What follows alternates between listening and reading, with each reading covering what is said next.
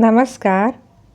आज मैं मुंशी प्रेमचंद जी की अमर कहानियों में से एक कहानी आखिरी मंजिल सुनाने जा रही हूँ। यदि आप इस चैनल पर नए हैं तो प्लीज़ सब्सक्राइब कर लीजिए। चलिए सुनते हैं आखिरी मंजिल। आज 3 साल गुजर गए। यही मकान है, यही बाग है, यही गंगा का किनारा है, यही संगमरमर का हौज, यही मैं हूँ और यही दरो दीवार। मगर इन चीज़ों से दिल पर कोई असर नहीं होता।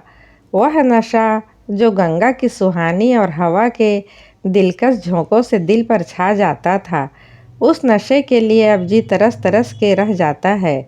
अब वह दिल नहीं रहा। वह युवती जो जिंदगी का सहारा थी, अब इस दुनिया में नहीं है। मोहिनी ने बड़ा आकर्षक रूप पाया था। उसके सौंदर्य में एक आश्चर्यजनक बात थी। उसे प्यार करना मुश्किल था। वह पूजने के योग्य थी। उसके चेहरे पर हमेशा एक बड़ी लुभावनी आत्मिकता की दीप्ति रहती थी। उसकी आंखें, जिनमें लाज और गंभीरता और पवित्रता का नशा था, प्रेम का स्रोत थी। उसकी एक एक चितवन, एक एक क्रिया, एक एक बात उसके हृदय की पवित्रता और सच्चाई का असर पर दिल पर पैदा करती थी। जब वह अपनी शर्मीली आँखों से मेरी ओर ताकती तो उसका आकर्षण और उसकी गर्मी मेरे दिल में एक ज्वार भाटा सा पैदा कर देती थी। उसकी आँखों से आत्मिक भावों की किरणें निकलती थी, मगर उसके होठों पर प्रेम की बानी से अपरिचित थे। उसने कभी इशारे से भी उस अथाह प्रेम को व्यक्त नहीं किया, जिसकी लहरों में वह खुद तिनके की तरह बही जाती थी। उसके प्रेम की कोई सीमा न थी। वह प्रेम जिसका लक्ष्य मिलन है, प्रेम नहीं वासना है। मोहिनी का प्रेम वह प्रेम था जो मिलने में भी वियोग के मज़े लेता था। मुझे खूब याद है, एक बार जब उसी हौज के किनारे चांदनी रात में मेरी प्रेम भरी बातों से विभोर होकर उसने कहा था, आह! वह आवाज़ अभी मेरे हृदय पर अंकित है। मिलन प्रेम का आदि है, अंत नहीं। प्रेम की समस्या पर इससे ज़्यादा शानदार, इससे ज़्यादा ऊंचा ख्याल कभी मेरी नज़र में नहीं गुजरा। वह प्रेम जो चितवनों से पैदा होता है और वियोग में भी हरा भरा रहता है। वह वासना के एक झोंके को भी बर्दाश्त नहीं कर सकता। संभव है कि यह मेरी आत्मस्तुति हो, मगर वह प्रेम जो मेरी कमजोरियों के बावजूद मोहिनी को मुझसे था, उसका एक कतरा भी मुझे बेसुध करने के लिए काफ़ी था। मेरा हृदय इतना विशाल ही न था। मुझे आश्चर्य होता था कि मुझमें वह कौन सा गुण था जिसने मोहिनी को मेरे प्रति प्रेम से विहल कर दिया था। सौंदर्य, आचरण की पवित्रता, मर्दानगी का जौहर, यही वह गुण हैं जिन पर मोहब्बत निछावर होती है। मगर मैं इनमें से एक पर भी गर्व नहीं कर सकता था। शायद मेरी कमजोरियां ही उस प्रेम की तड़प का कारण थी। मोहिनी में वह अदाएं न थी जिन पर रंगीली तबीयतें फिदा हो जाया करती है। तिरछी चितवन, रूप गर्व की मस्ती भरी हुई आँखें, दिल को मोह लेने वाली मुस्कुराहट, चंचल वाणी, उनमें से कोई चीज़ यहाँ न थी। मगर जिस तरह चाँद की मध्यम सुहानी रोशनी में कभी कभी फुहारें पड़ने लगती है, उसी तरह निश्चल प्रेम में उसके चेहरे पर एक मुस्कुराहट कौंध जाती है और आंखें नम हो जाती। यह अदा न थी, सच्चे भावों की तस्वीर थी जो मेरे हृदय में पवित्र प्रेम की खलबली पैदा कर देती थी। 2 शाम का वक्त था। दिन और रात गले मिल रहे थे। आसमान पर मतवाली घटाएं छाई हुई थी और मैं मोहिनी के साथ उसी हौज के किनारे बैठा हुआ था। ठंडी ठंडी बयार और मस्त घटाएं हृदय के किसी कोने में सोते हुए प्रेम के भाव को जगा दिया करती हैं। वह मतवालापन जो उस वक्त हमारे दिलों पर छाया हुआ था, उस पर मैं हजारों होशमंदियों को कुर्बान कर सकता हूँ। ऐसा मालूम होता था कि उस मस्ती के आलम में हमारे दिल बेताब होकर आँखों से टपक पड़ेंगे। आज मोहिनी की ज़बान भी संयम की बेड़ियों से मुक्त हो गई थी और उसके प्रेम में डूबी हुई बातों से मेरी आत्मा को जीवन मिल रहा था। एकाएक मोहिनी ने चौंक कर गंगा की तरफ देखा। हमारे दिलों की तरह उस वक्त गंगा भी उमड़ी हुई थी। पानी की सुदिग्ध उठती गिरती सतह पर एक दिया बहता हुआ चला जाता था और उस चमकता हुआ अक्स थिरकता और नाचता एक पुच्छल तारे की तरह पानी को आलोकित कर रहा था। आह, उस नन्ही सी जान की क्या बिसात थी। कागज के चंद पुर्जे, बांस की चंद तिलियां, मिट्टी का एक दिया जैसे किसी के अतृप्त लालसाओं की समाधि थी, जिस पर किसी दुख बटाने वाले ने तरस खाकर एक दिया जला दिया था। मगर वह नन्ही सी जान, जिसके अस्तित्व का कोई ठिकाना न था, उस अथाह सागर में उछलती हुई लहरों से टकराती, भंवरों से हिलकोरे खाती, शोर करती हुई लहरों को रौंदती चली जाती थी। शायद जल देवियों ने उसकी निर्बलता पर तरस खाकर उसे अपने आंचल में छुपा लिया था। जब तक वह दिया झिलमिलाता और टिमटिमाता हमदर्द लहरों से झकोरे लेता दिखाई दिया। मोहिनी टकटकी लगाए खोई सी उसकी तरफ ताकती रही। जब वह आँख से ओझल हो गया तो वह बेचैनी से उठ खड़ी हुई और बोली, मैं किनारे पर जाकर उस दिए को देखूंगी। जिस तरह हलवाई की मनभावन पुकार सुनकर बच्चा घर से बाहर निकल पड़ता है और चाव भरी आँखों से देखता है और अधीर आवाज़ों से पुकारता उस नेमत की थाल की तरफ दौड़ता है, उसी जोश और चाव के साथ मोहिनी नदी के किनारे चली। बाग से नदी तक सीढ़ियाँ बनी हुई थी। हम दोनों तेजी के साथ नीचे उतरे और किनारे पहुँचते ही मोहिनी ने खुशी के मारे उछल कर जोर से कहा, अभी है, अभी है, देखो वह निकल गया। वह बच्चों का सा उत्साह और उद्विग्न अधीरता जो मोहिनी के चेहरे पर उस समय थी, मुझे कभी न भूलेगी। मेरे दिल में सवाल पैदा हुआ, उस दिए से ऐसा हार्दिक संबंध, ऐसी विहलता क्यों? मुझ जैसा कवित्व शून्य व्यक्ति उस पहेली को जरा भी न बूझ सका। मेरे हृदय में आशंकाएं पैदा हुई। अंधेरी रात है, घटाएं उमड़ी हुई, नदी बाढ़ पर, हवा तेज, यहाँ इस वक्त ठहरना ठीक नहीं। मगर मोहिनी, वह चाव भरे भोलेपन की तस्वीर उसे दिए की तरफ आंखें लगाए चुपचाप खड़ी थी। वह उदास दिया जो हिलता मचलता चला जाता था, न जाने कहाँ किस देश। मगर थोड़ी देर के बाद वह दिया आँखों से ओझल हो गया। मोहिनी ने निराश स्वर में पूछा, गया? बुझ गया होगा? और इसके पहले कि मैं जवाब दूँ, वह उस डोंगी के पास चली गई जिस पर बैठकर हम कभी कभी नदी की सैरें किया करते थे, और प्यार से मेरे गले लिपट कर बोली, मैं उस दिए को देखने जाऊंगी। वह कहाँ जा रहा है, किस देश को? यह कहते कहते मोहिनी ने नाव की रस्सी खोल ली।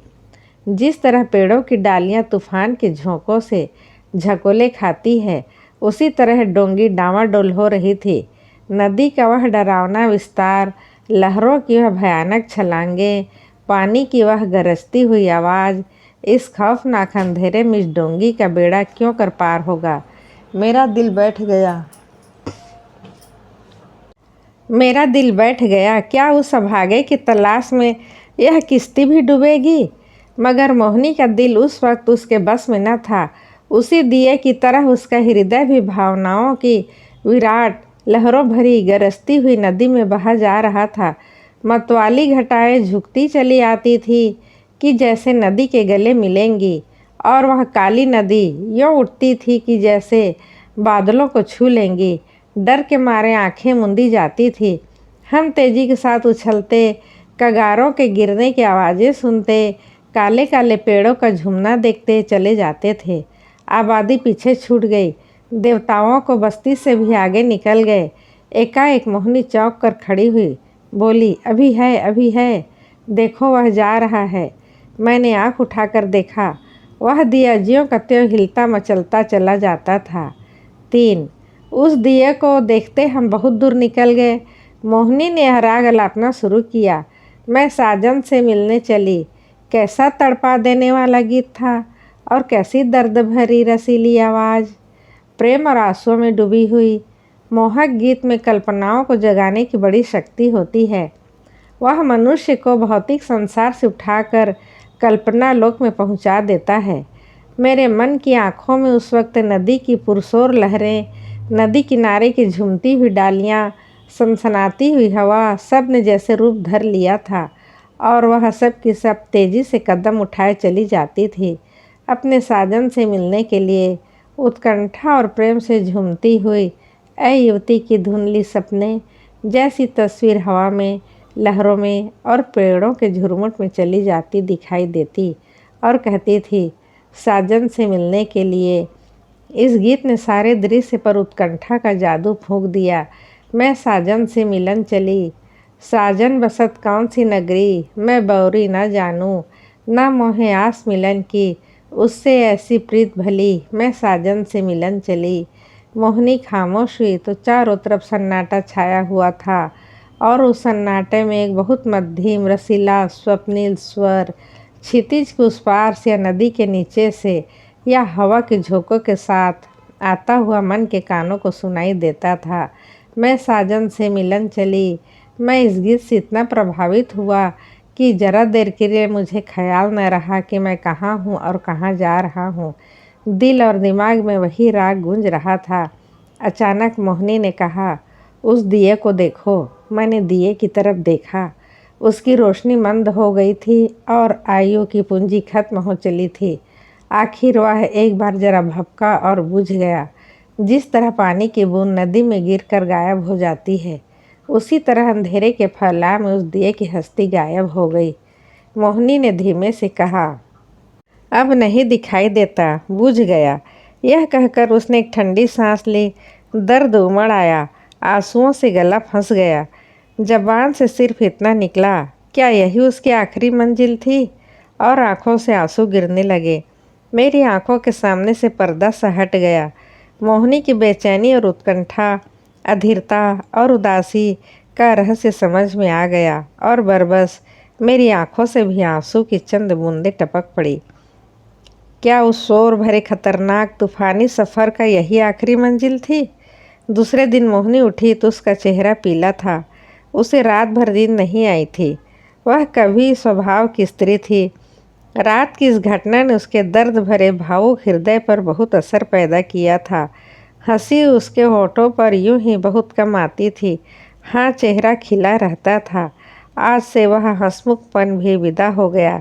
हरदम चेहरे पर एक उदासी सी छाई रहती और बातें ऐसी जिनसे हृदय छलनी होता था और रोना आता था। मैं उसके दिल को इन ख्यालों से दूर रखने के लिए कई बार हंसाने वाले किस्से लाया, मगर उसने उन्हें खोलकर भी न देखा। हाँ, जब मैं घर पर न होता तो वह कवि की रचनाएं देखा करती, मगर इसलिए नहीं कि उनके पढ़ने से कोई आनंद मिलता, बल्कि इसलिए उसे रोने के लिए ख्याल मिल जाता था। और वह कविताएं जो उस जमाने में उसने लिखी, दिल को पिघला देने वाले दर्द भरे गीत हैं। कौन ऐसा व्यक्ति है जो उन्हें पढ़कर अपने आंसू रोक लेगा?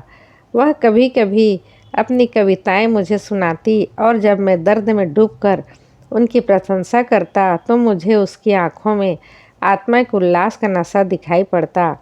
हंसी, दिल लगी और रंगीनी मुमकिन है।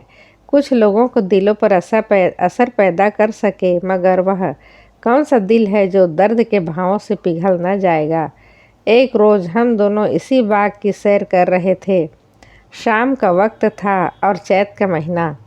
मोहिनी की तबीयत आज खुश थी। बहुत दिनों के बाद आज उसके होठों पर मुस्कुराहट की झलक दिखाई दी थी। जब शाम हो गई और पूर्णमासी का चांद गंगा की गोद से निकलकर ऊपर उठा तो हम इसी हौज के किनारे बैठ गए। यह मौल सीढ़ियों की कतार और यह हौज मोहिनी की यादगार है। चांदनी में बिसात आई और चौपड़ होने लगी। आज तबीयत की ताजगी ने उसके रूप को चमका दिया था और उसकी मोहक चपलताएं मुझे मतवाला किए देती थी। मैं कई बाजियां खेला और हर बार हारा। हारने में जो मज़ा था वह जीतने में कहाँ। हल्की सी मस्ती में जो मज़ा है वह छकने। चांदनी खूब छिटकी हुई थी। एकाएक मोहिनी गंगा की तरफ देखा और मुझसे बोली, वह उस पर कैसी रोशनी नज़र आ रही है। मैंने भी निगाह दौड़ाई। चिता की आग जल रही थी, लेकिन मैंने टाल कर कहा, सांझी खाना पका रहे हैं। मोहिनी को विश्वास नहीं हुआ। उसके चेहरे पर एक उदास मुस्कुराहट दिखाई दी और आंखें नम हो गई। ऐसे दुख देने वाले दृश्य उसके भावुक और दर्दमंद दिल पर वही असर करते थे जो लू की लपट फूलों के साथ करती है। थोड़ी देर तक वह मौन निश्चला बैठी रही, फिर शोक भरे स्वर में बोली, अपनी आखिरी मंजिल पर पहुंच गया। अभी आप प्रेमचंद जी की कहानी सुन रहे थे, आखिरी मंजिल। इसी तरह की कहानियाँ सुनने के लिए आप हमारे चैनल को सब्सक्राइब कर दीजिए। धन्यवाद। अगली कहानी में फिर मिलते हैं।